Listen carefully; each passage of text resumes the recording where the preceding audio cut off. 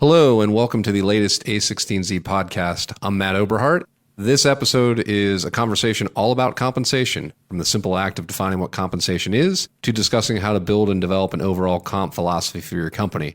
There's a lot of great content in here around affordability versus competition, pluses and minuses of RSUs versus options, and a whole lot more. This conversation includes the following voices in this order: Steve Cadigan, talent advisor and co-founder at ISDI Digital University; Greg Lohman, who's a principal at Compensia; Tan Nguyen, who's an executive director at Connery Consulting; and a16z partner Shannon Chiltz, who leads our HR, tech talent, and people practices teams. This recording and podcast is based on an event held at Andreessen Horowitz. As Matt said, I'm a recovering human resource professional. Such a broad topic we have today, and everyone in here is probably looking at it and coming at it from a different place, given your background, given the organizations you've been in and are in today. I was with LinkedIn from a pre-IPO through IPO, which included the day we went public, realizing that we had to switch from an options to an RSU program that night because the stock was just going wild. So experienced a lot of craziness, and also, like many of you, competing for really endangered species software developers and engineers in the Valley puts a real strain on it. You know, it used to be you could do a salary survey once a year and you're feeling like you're pretty on top of what the competitive environment was. And if you're not doing it quarterly or even monthly now, you may be missing something. And that puts a big pressure, I think, on all of us to be competitive. And who you're competing for and how their programs are changing is really, it's almost like the tide, right? Lots of undercurrents and lots of things going on, and flashy news that gets people's attention. So maybe a good place to start would be to just unbundle some of the terms we use in compensation around there's comp, there's total rewards, equity and pieces like that. In your guys' opinion, what's the difference between compensation and total rewards? Is there a difference? Look, I think you've got employees, right? You've got comp, you've got base, you've got bonus, you've got equity, you've got things the company spends money on that ends up in my wallet, basically, my bank account. It's really direct forms of compensation. I think total rewards, a little bit more broadly, things that generally cost money that the company is kind of spending on perks, training, development, anything that the employee finds value in, that keeps them engaged with your company, that they put on their balance sheet. Like, I'm giving this company something with my contribution. I'm working for this company. I'm helping them create value. That's on one side of my exchange with the company, and on the other side is everything I get back. For me, it doesn't necessarily include, I like working for this company because of our mission, or I feel good about what we're trying to achieve. That, I think, is something that the employee themselves helps create. That's something that they're giving as well. And so I don't think you pay less because they like working there. I think that's part of why they work there. That's part of the umbrella around your total rewards package. That's how I tend to think of this. And I would say it goes by stage. So when you're a smaller company, most people talk about comp because it's base and equity. And then you kind of go through this evolution where all of a sudden you're talking about total compensation, which is base, bonus, and equity. And then you start talking about total rewards, which is everything you're talking about, all the perks, it's benefits, it's matching a 401k, it's the total rewards for working for the company. I work with companies who are, $500,000 raised up to, $100 million raised. And you see them go through the progression there. And comp is where it starts, and then it starts to evolve to total rewards. For me, total rewards, you also have to think about career development, that professional development aspect. And I think that's a broader, and that bleeds into culture, what you're defining. You've got to think about the development of your employee base. All right, great. So for the folks who are evolving their compensation systems right now, where do you start? Where should you start? And what's some advice you have for people that are undertaking, laying the foundation of a comp strategy? One thing I will say that I think is super, super important is compensation cannot be done in a vacuum with just market data. Right. So a lot of people want to go out and say the market's paying this and we have to do this and we're competing for that. It's great. What can you afford? Right. So the affordability piece has to come into the initial discussion. And if we're looking to hire 50 people and we have X amount of money and we can only afford 25 people for competing against all these companies, maybe you need to drive a conversation higher up about what is our headcount plan. Yeah. So a lot of companies want to just look at, here's what's going on in the market. And unfortunately, you have to look at affordability. Yeah, I think that's a big, big factor. Look, I think a lot of times I hear it's reactive versus proactive to a certain extent. And you've got to look at your own internal data, the type of profile that you're hiring to, and then, getting a better understanding of the type of companies that you're comparing against and getting a sense of what that gap looks like. And then also taking a look at future state companies, meaning you have an intelligent conversation around, look, this is where we're at. This is how we plan or are going to tackle this issue as we get to the next phase. But it takes a lot of energy and a lot of effort, as you can imagine. And I think you've got to get in front of the data to a certain extent, and then, working with your And to that finance. point, your peer group is so important, right? And your peer group is like the hardest thing that you will define, because nobody wants to think they're like X when they could be like Y, right?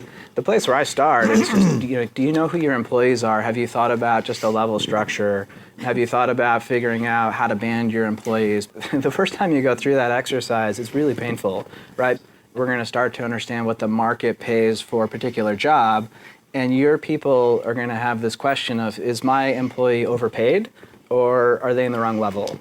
And if you don't get that framework set up initially, you're dead. And then secondly, I think you start to get into this question about data. Do you have data? Have you had surveys? How have you done this in the past? And it's like, well, not really. We just we figured it out as we've gone. So getting good information, and how do we compare to those companies? As you start to go through this research, particularly in a pre-IPO setting, I mean, the ranges are enormous, right? You could look at a particular cap raise cut or headcount cut, and it might be 5 basis points for a job, 10, 15, even 20. How do we compare to those companies? What makes us similar? What makes us different?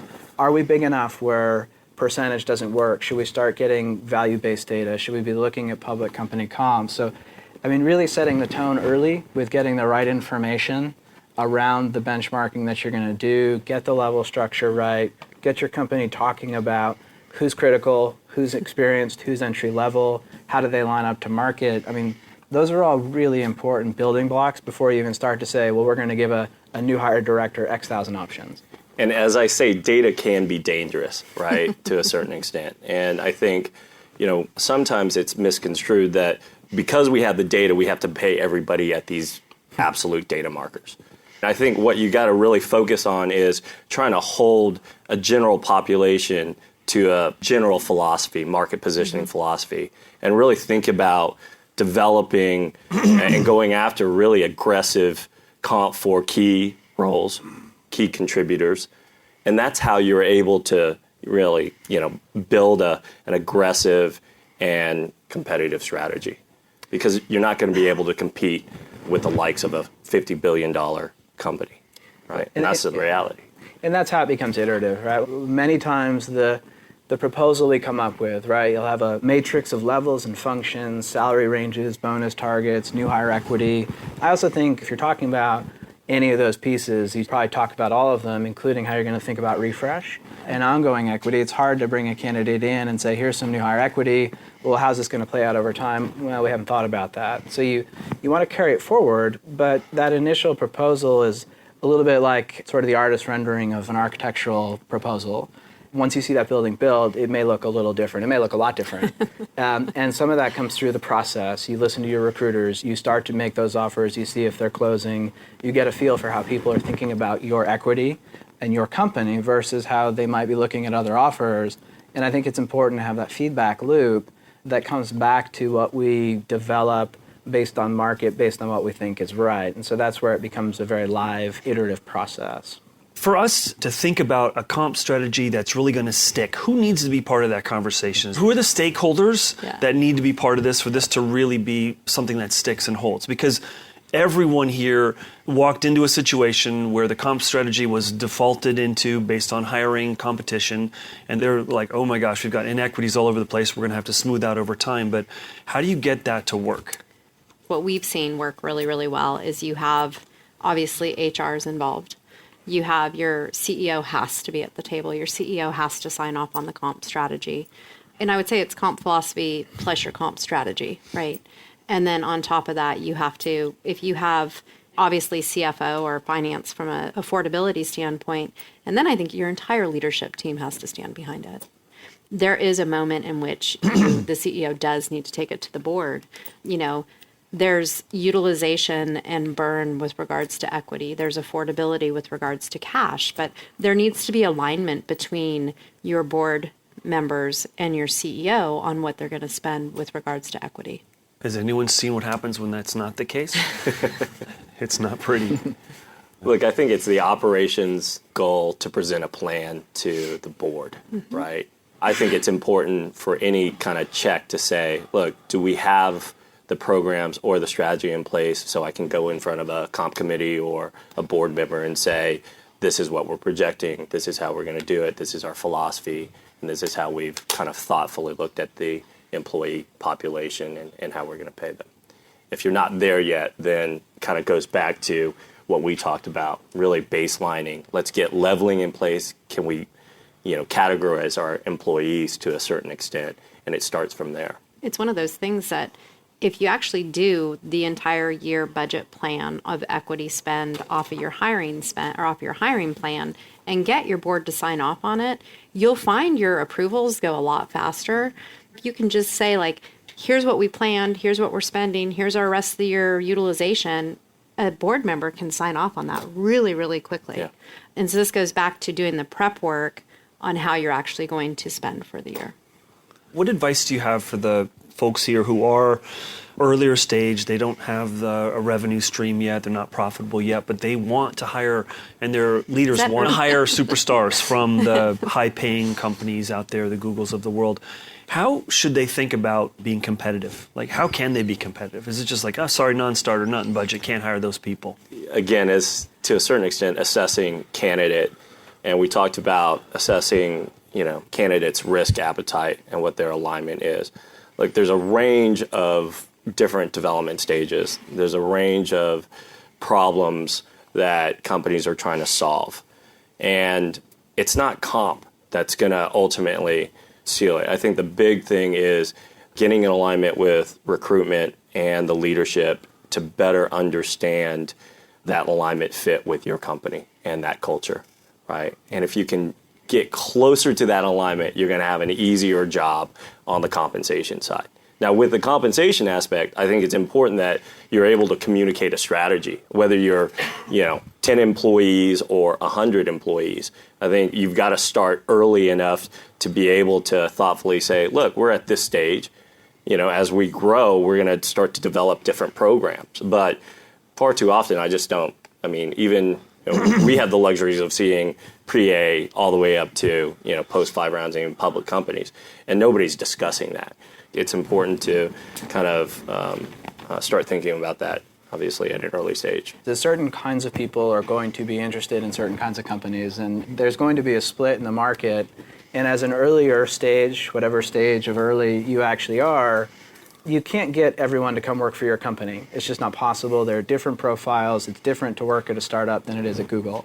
If you're trying to buy talent that way, you're chasing the market. I think you're getting caught up in euphoria. You're making promises you probably can't keep. And so I think that often doesn't work out well. I also think, one of the things you see a lot in companies, this was like the roadmap of Wall Street compensation, is somebody had a lot of success somewhere. Let's pay them a lot and they'll make us successful. That happens a lot in Wall Street. That happens a lot in sports. That happens a lot everywhere. And it certainly happens in Silicon Valley. I think getting caught up in that can be really damaging for a business. When we come in and start working with companies, you might see 2 employees who basically do the same thing, and I have 5 times as many options as that other person. I mean, there are huge disparities, and that's just how they negotiated coming in and when they came in. And I think trying to mitigate that early is really critical. So being realistic about who you are, and then selling your company, selling the opportunity, selling the technology, selling the mission, all of those things, and then being competitive on pay and having a vision for how pay unfolds over time, I think that's how you can use pay as a way to make sure that comp isn't the thing that stops them from coming. We go through this whole process of putting a comp strategy in place. We enlist comp consultants. We get our leadership team to understand it. We focus on ourselves understanding how we would sell it. And we forget this huge step, which is making sure our recruiters understand how to sell it. And so then all of a sudden we're surprised when our recruiters can't actually close candidates or speak to equity or speak to vision or speak to culture. But it's like we do all this stuff and we don't educate our recruiters on how to actually roll it out or sell a program. And we don't train our recruiters on how to double click on why somebody's not accepting our offer, right? It's really easy to say when you're leaving a company, you're leaving because of comp, and that's we all know, we're HR professionals, that's not the reason people leave companies. And two, we're really quick at saying they got a better offer from another company, where actually if you really have a good conversation with the person, there's usually something that might have been broken in the process, or the manager didn't sell it right, or the follow-up was really bad. So it's like getting the good data back to HR that can actually help them iterate on a comp philosophy at hire, and also can help you think about what talent are you losing and does it have to do with comp. Do you guys have any examples of companies doing interesting things that is able to sort of nab some really high quality candidates that maybe are even taking a pay cut to join? People right now are interested in joining companies who are disrupting X space, right? Going back to your point, you have to understand what's driving the talent you're speaking to. There's tons of people who want to join companies who are doing something for the good of the world. It's not the perks, it's actually what are you working on? What's the company's vision? What are we trying to disrupt? And it's being able to sell that. It's the peers. Yeah, it's like who they're working with. It's great to have, leaders that can influence and have loyalty with other peers. I mean, that's a great way to build your initial employee base. And I think a lot of hiring is done through that in engineering. But again, it goes back to that value of alignment and what you're trying to solve for on a day-to-day perspective and who you work with. Well, I think the other piece, I use the words refresh, equity. I mean, pay for performance, right? I think getting somebody in the door is one thing. Having high performers have confidence that they'll be rewarded if they contribute, not just from the appreciation of their initial equity or through a salary raise, but the opportunity for ongoing incentives, I think, is critical, because those are the people that you really care about. And I think the companies that we come into where things seem to be going well, they are distributing equity and using it thoughtfully to reward people and recognize people. There's a connection between pay and performance. And I think that's really more than free stuff. That's what high performers want, is to be recognized, to contribute, and be part of a thriving enterprise. I get asked this question a lot, is how can we differentiate like that if we are transparent? Well, you can be transparent about your philosophy, which is you pay for performance, stand behind the decisions you made. Yes, we pay our top performers and our critical performers, right? That's the way we manage and how we reward top performers. Everybody talks about the new hire grant and those programs, and it's just overemphasized. And I just think that when you think about the employees' development, again, that career ladder, you think about retention, and you really sell that you've got programs and leadership is bought into that. That's ultimately what's going to create value for your business. And particularly I think later stage, you start to get different profile of board member, your dilution numbers start to really creep up. That's when you start to get questions in particular, and it can be hugely problematic, right? You sort of alluded to this, Steve. If your overhang is getting up into the top of the range, what do you do? So getting ahead of that early so that you do have room to compensate people, you have room to bring in executive new hires. I mean, the amount of equity that goes out the door in a late stage company that's really ramping up growth and heading to an IPO, it can be extraordinary relative to what's going on in an earlier stage company that's moving along but hiring at kind of a reasonable rate. I mean, you can go from a few percentage points of equity to double-digit percentage points of equity pretty quickly. So you got to be ready for that. And I think you have to start to plan pretty early to be able to accommodate that. So let's talk about growth and evolving your comp strategy. What are some of the markers in an organization's growth? Is it size? Is it geographic disbursement? Is it, hey, we're hiring more executives now, so we need to adjust how this is doing, or we're actually making a profit now, so maybe we want to dial up the cash a little more and dial down the equity because of dilution? Like, what are some of the things that would lead an organization to say, hey, we need to revisit our strategy? I think all of the above. It's very nuanced. Comp is not linear to whether you've raised or whether you've grown X percentage in headcount. When we look at data, we want to segment the data, and we want to segment based on comparable development stages, et cetera. And that's going to give you a good baseline on what you're going to face from a competitive perspective. And you also want to look at future state, so you better understand the changing dynamics between the different philosophies, whether it's cash or equity or different pieces that make up that total reward strategy. But I think to that point, like you're focusing on growth, I think it can be companies going through a downturn, right? Yeah. companies pivoting, companies just staying stable. Those are all times in which you actually need to be looking at your compensation philosophy, because all of a sudden people are starting to question, right? Should I stay? Should I go?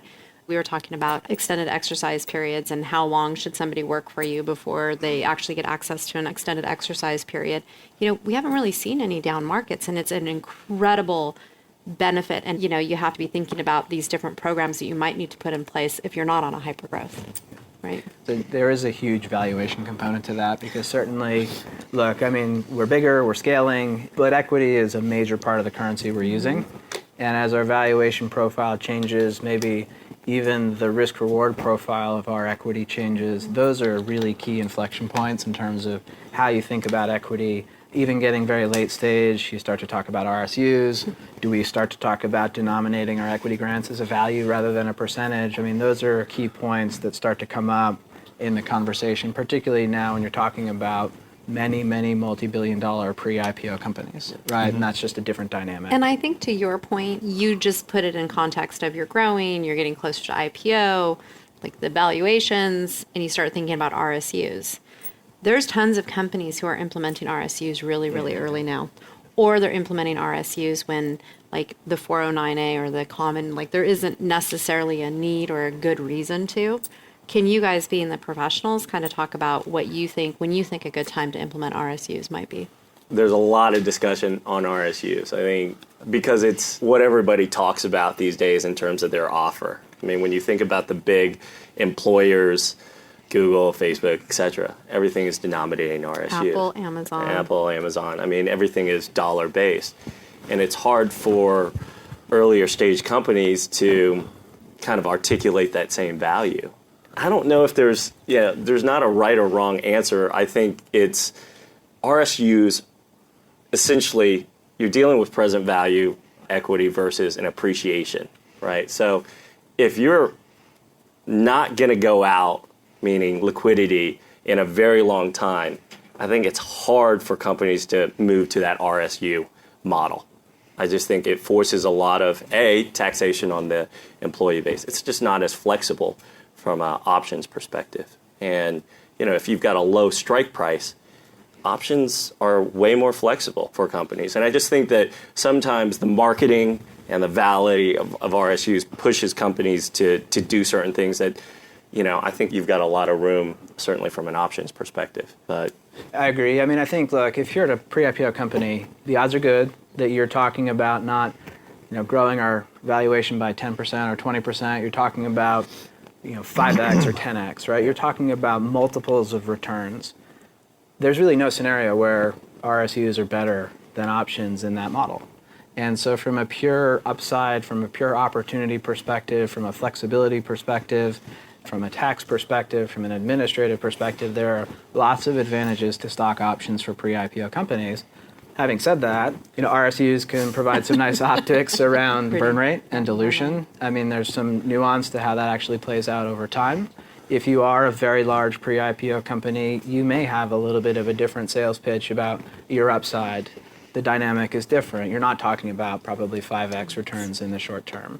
So there are some places where RSUs can be a nice feature, but I think it's a pretty small slice of the pre-IPO world where they're better than options. I think the point I want to double click on is understand it. Yeah. Right? Understand. I get that phone call all the time. We're thinking about RSUs. What do you think? Yeah. What are you solving for? Yeah. Right? Well, we're competing with Facebook and Google and Apple, and they're giving everything in RSUs. Sell your options. Yeah. You have a great story to sell. You have an upside. You have huge growth in front of you, right? And I asked the question, okay, but explain to me when Facebook says they're giving 300 RSUs and you're now competing and giving 300 RSUs, to me, it just seems like the dollar value is a little bit different. So then you have a whole selling thing that you're doing there too and educating. So just make sure if you're being asked to do that, you really understand what that means. We think of RSUs at a place like Google is value preservation, right? They're in a value preservation mode, growth, but not huge returns. And you're giving an employee a share of stock, it's got value. That employee can look at that share and say, at the end of the vesting period, I'm as good, as likely as anything to get that much value.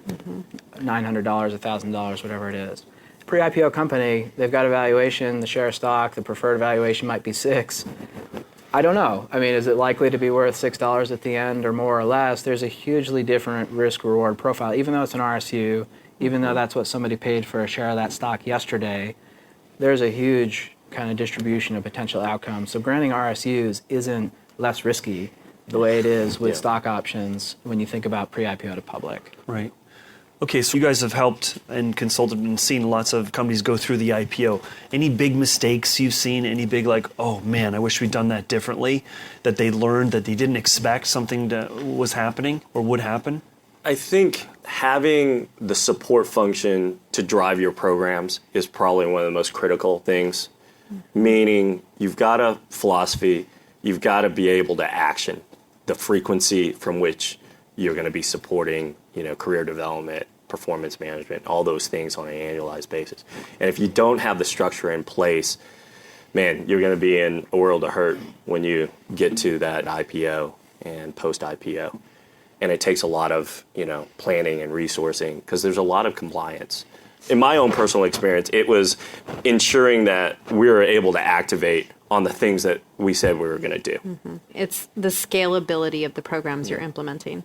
I also think as we work with our CEOs and really understand transparency and what transparency means pre-IPO and what transparency means post-IPO, and making sure you have a communication strategy on all things company related as you get closer to IPO. If you want to be super transparent in pre-IPO, understand what your strategy is once you become post-IPO.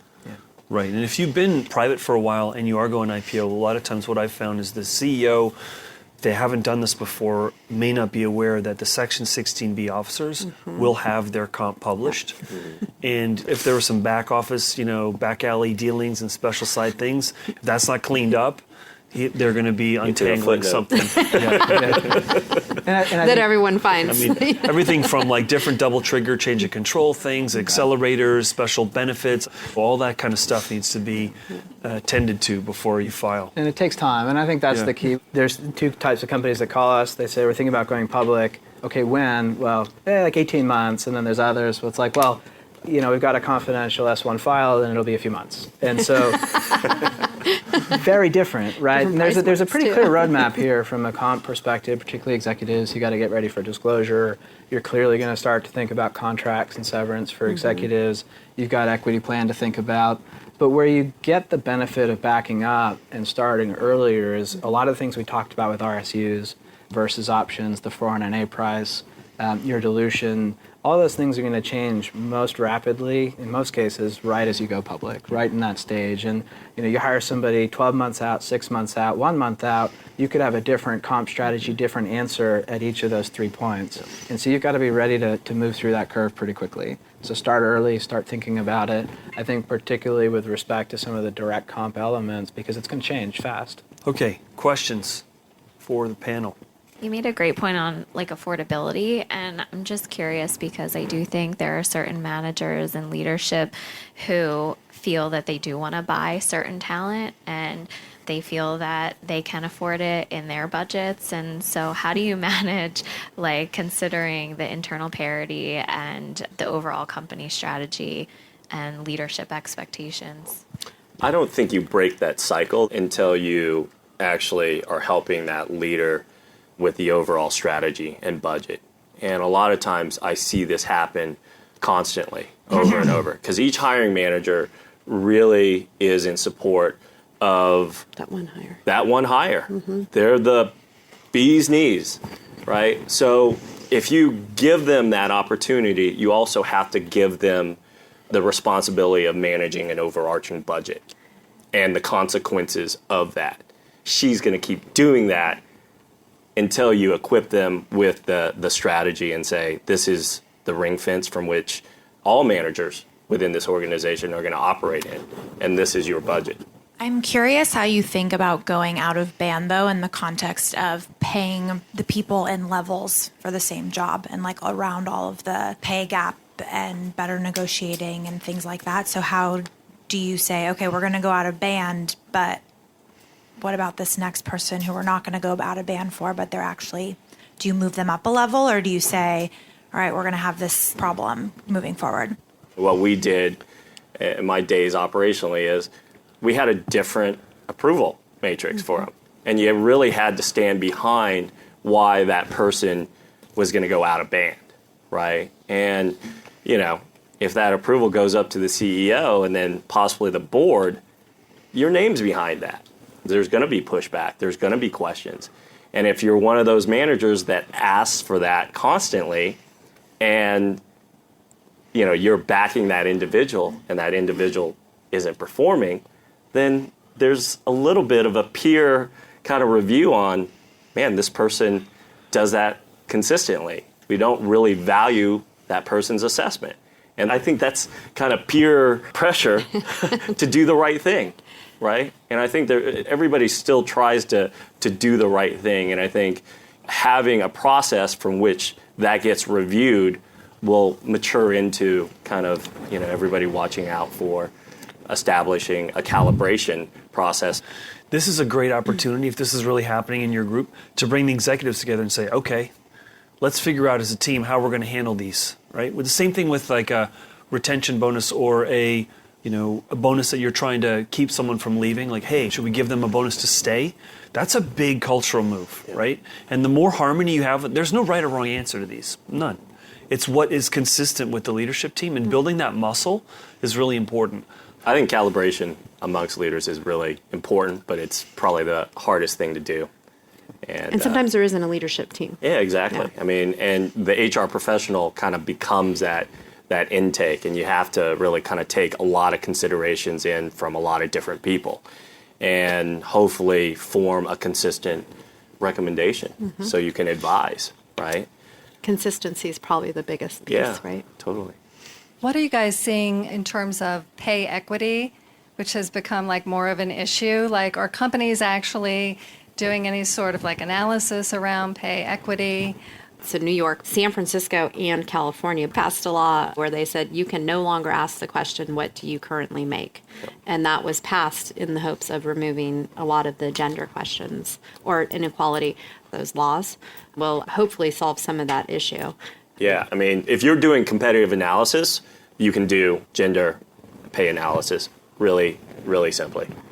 There's no reason not to do it. I mean, the data's there. We're seeing a lot more of it. I have one company that has put that as one of their top HR initiatives, and they're making really aggressive market adjustments around that. And they're actually putting the stats in a place where all of their employees can see that. I just think it's the right and appropriate thing to do. And it's not adding any extra load to your competitive analysis or what you need to do in terms of developing, those initial strategies. Yeah. The only thing it puts a lot of pressure on is that first thing we talked about is like who's who in my organization. Who actually is the same? Because if we have a mistake, a mismatch, a mislevel on a comp analysis, we can sort of factor that in. Maybe they're on the border, so they should be high in the range or low in the range. But if you're publishing these numbers, you're saying two people are the same, well, suddenly that percentage difference isn't accommodated very well by the range, particularly if you have a low headcount. And so you have to be really thoughtful, I think, about how you identify people. Well, and that's why I do think it helps to bring in the professionals that are doing it to understand, because data can be dangerous and data can be helpful.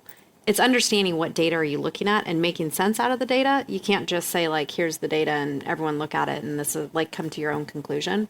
You really do have to understand the data, and this goes the levels and all of that. So a question about dilution. You mentioned that earlier as something to watch out for early. Let's say you've made a fair amount of sort of over-generous mistakes early on. You're at a point where your employee pool now needs a refresh, and the board is really pushing back. How do you prevent that in the beginning, or halt it, or do something so that you can get to a thoughtful refresh when needed, and you're not facing the same dilution issues? Well, certainly, how do you prevent it? I mean, a lot of the things we're talking about, right, in terms of having a structure early, thinking about market data early, thinking about the type of candidate that you're chasing and getting people in with a consistent equity profile, but also reporting on these statistics along the way. I think the more that you engage broadly, both your board and your executive team, your investors, around what your strategy is important. I think, too, don't get behind on equity. And so I was in a meeting just last week, actually, where this was the issue, and there were board members not speaking to executives because there was such a huge divide around this concept. And the proposal from the executive team was, we haven't done a broad refresh in a long time, and our dilutions fall into 13 and change %, and we want to add 10% to our pool, and we want to give most of that now. This would have been a lot easier if they'd been on top of this, if they'd been granting equity along the way. The numbers that they were proposing in the absolute were not ridiculous. If they had gotten there in stages, it would have been a lot easier. Well, and I think this goes back to philosophy versus strategy versus like real dialogue around equity. Here's a template. And this template will actually help you have a really good conversation with your board. And that has to do with, what our total, what our equity pool is, what our equity pool was at our last financing, what we've added since our last financing, what dates the board actually approved additional equity, what our planned spend is, what our projected executive hires are, what our performance equity plan is. Because if you come to the board and say, we're going to do a 13% spend and we have 200 employees and we're actually giving 199 employees equity, the one that we're not is CEO, which gives us a light. You're going to come back for a CEO equity.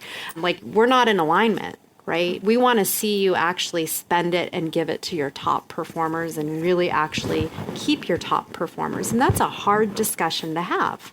But if you have those conversations and you're reporting to your board constantly, and then all of a sudden you come back and you say, look, this is what we were going to spend. We had high turnover. We had high turnover on the executive team. We have to upgrade our executives. We thought here's why we have misalignment. That is a much easier conversation than coming and having your first equity conversation saying we need 13%. And actually, it's not that we want to spend it now. We've actually planned the spend now, right? Or can you approve this? And we're also looking for an option pool increase because we've spent this. That's not a good way to have a conversation. Being proactive on the spend is a much better way to have the conversation. The further you are on the right side of that curve of overhang, the more questions you're going to get about the link between pay and performance. Are you giving people a refresh grant because they've been around a long time, or is it a promotion or performance, something that's really triggered by their value to the organization? That's when those questions really become most important. And when you're having that value to the organization conversation with your board and you can actually point to the value, you're rarely going to have a lot of pushback. If you're having zero conversation and you come with, and this is the hardest thing, right? Is and it happens frequently. So it's not like there's a company that does this, but it is here's our approval for our equity performance grants that we did, or our refresh grants we did, and we need an additional 2%. Well, that seems like we could have gotten ahead of that conversation so that all of a sudden, because in all actuality, you are looking for the approval, right? Can you build a bottoms-up plan? Yep. And that will help you. I think that's a key question based on where you guys are at. Can you build a bottoms-up plan? Yep. In doing so, you're going to be able to segment your employee population and understand, where the levers are. And then by understanding that, you can present to your board, overlaying your headcount plan of the future, your retention strategy, your executive hires. And then once you understand that, it kind of opens up, because then you're able to really speak specifically to the board and the deferring strategies on how you're going to focus on exec comp, or you're going to focus on engineering, et cetera, right? But until you're able to really kind of get your arms around that and have those details, I think you're going to struggle putting that overall strategy out. And I would say over-communicate. People really don't like being blindsided when it comes to burn and dilution, right?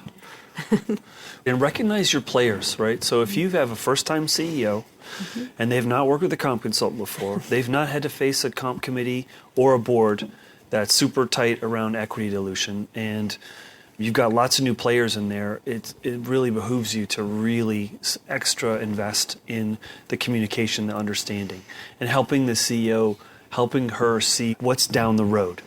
Because a lot of them get the person, we need to just hire them right now. Well, we could, but next time we go to the board, it's not going to work,